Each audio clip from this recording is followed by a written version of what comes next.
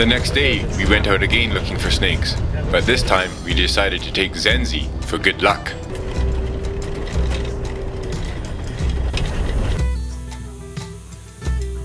While looking for snakes on this day, we ended up stumbling across a beautiful ancient Maya site.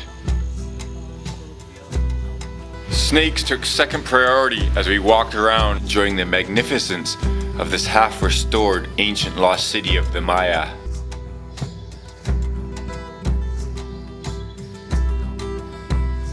After a great day at the site and lots of walking around not finding any snakes, the only thing that we did find though, we found lots of uncovered Maya temples.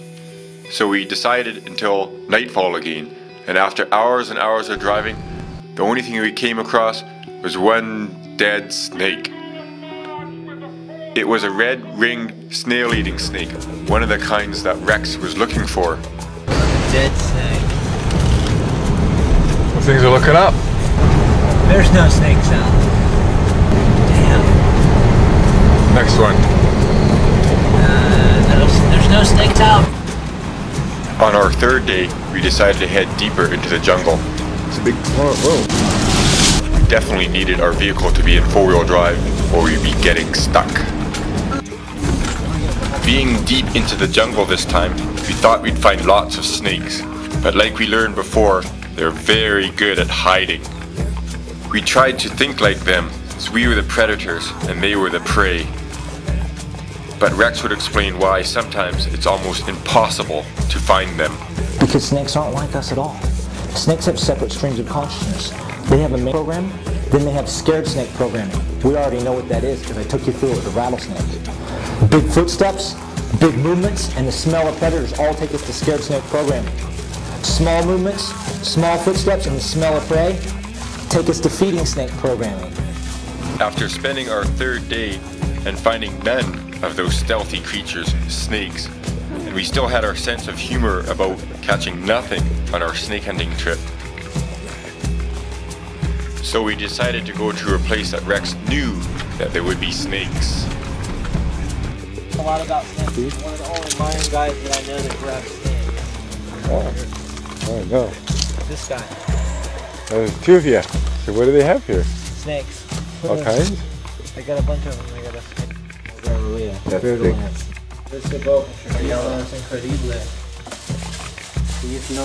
Once again, it wasn't too long before Rex had his hands on one of the snakes.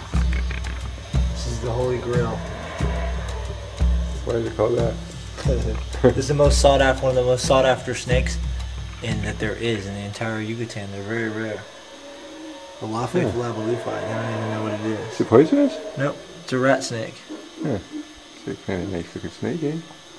So that was the end of this snake hunting expedition. No snakes, but we could always come back with a fishing story, just no video to prove it. Okay, you know how you hear all these stories and you see these pictures on the internet of snakes that ate people? Okay, so you're telling me the people who shot these pictures that this snake spent its entire life living in this jungle, trying to elude capture, elude detection, and it came and encountered a human being, ate them, and the very next day, another human being went out into the jungle and found this snake. Okay, maybe the snake ate somebody, but the chances of finding it after it ate somebody, 1,000,000 to 1. 1,000,000 to 1. It's not possible. The snake spent its entire life. It spent 20 years getting to be big enough to eat a human being. And 19 years it made it without being discovered. Then it eats a human being. And then somebody goes and finds it the next day. Sounds like a fish story to me. One last stop to talk with some friends and work associates of Rex's. The zoo is also a great place to learn more about wild animals and your perception of them. Children are just forming their perceptions, but it's never too late for us to learn more. And here's some more information about rattlesnakes. Lock yourself in a room with a hungry lion, you know what happens? Kills you. It's the top predator on the planet. Ask the Christians. Crocodile. We'd all be baked. Okay. Lock yourself in a room with 30,000 rattlesnakes, you know what happens? Nothing. It's called the rattlesnake roundup. We have it every year in Texas. They slaughter the rattlesnakes afterwards. They pile up in the corners and rattle because we're the lions and they're just snakes. This is getting to know snakes. It's about the second biggest or third biggest one I've seen from the wild. There's people who like snakes and there's people who don't like snakes. The only difference between me and them is our belief, and that belief is based upon data. And our data is what forms our perception. What Rex really wants to do is help educate people on the environment and pollution in third world countries. So we came to meet some people who could help out Rex, and we'd also have to tell them about our snake hunting expedition. Muy bien. Daniels? To go out and catch feral ants for the video. 3 days, nothing.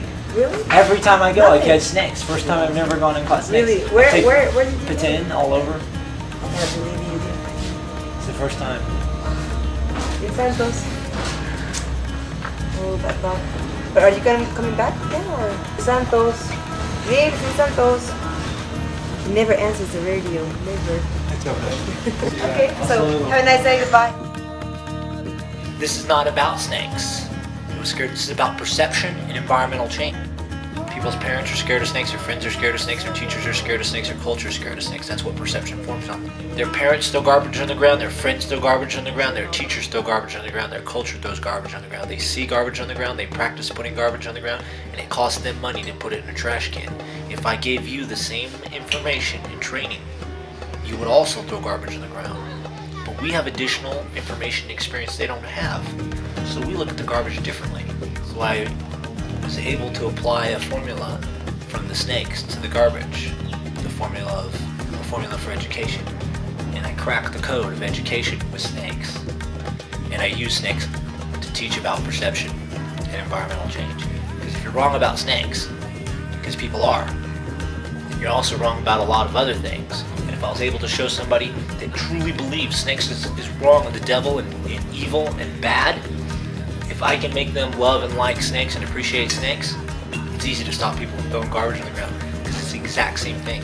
So then, now that I believed that this would work, I came to test it out here in San Pedro to apply the same formula that I used for changing people's belief about snakes to changing people's belief about the environment.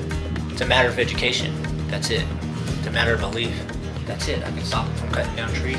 I can stop them from having bad farming practices. I can stop them from doing everything that they do wrong because they're missing information that we have. All I have to do is give it to them in the proper manner and they'll make the decision on their own. So that was the end of this trip in the jungles of Pitan and at the Guatemala City Zoo. We hope you learned something about snakes. Our next stop was back to San Pedro Laguna on the edge of Lake Atitlan, Guatemala. This lake is considered one of the most beautiful lakes in the world, but this area now is threatened by pollution and garbage, and it's a great place for Rex to start his project.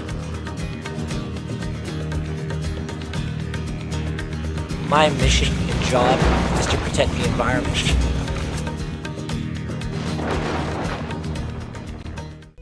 And he is on your side, so if you see him, don't bite him. Surfy, here he comes now. Well, I'm gonna go find those girls. Where is he? Where is he? I'm getting nervous. I'm shaking. Here he comes. Here he comes. He's the white. Here he comes. Say hello. He's a friend. Hello. Hello. Hello, Rex. My name's Surfy, and I heard you were doing this project to protect the environment and to protect us snakes. So I just wanted to say thank you, Rex. And I'll tell all my friends not to bite you. So take care. Adios. Pedro, come back here for a minute and stop chasing those women. Surfy, but you know me, I love women. Here comes two more. I'll get them for us. Hello there, girl in the red. What you doing in town? Hey, where are you going? I've got a friend here. He's a big snake. I'll show you. I know you girls love big snakes. This is my friend, Surfy the Snake, and my name's Pedro. Hey, stick around. We're a lot of fun here in town. Hey, well, anyhow, I tried. Let's go do something, Surfy. What do you want to do? Let's go find a party and party around.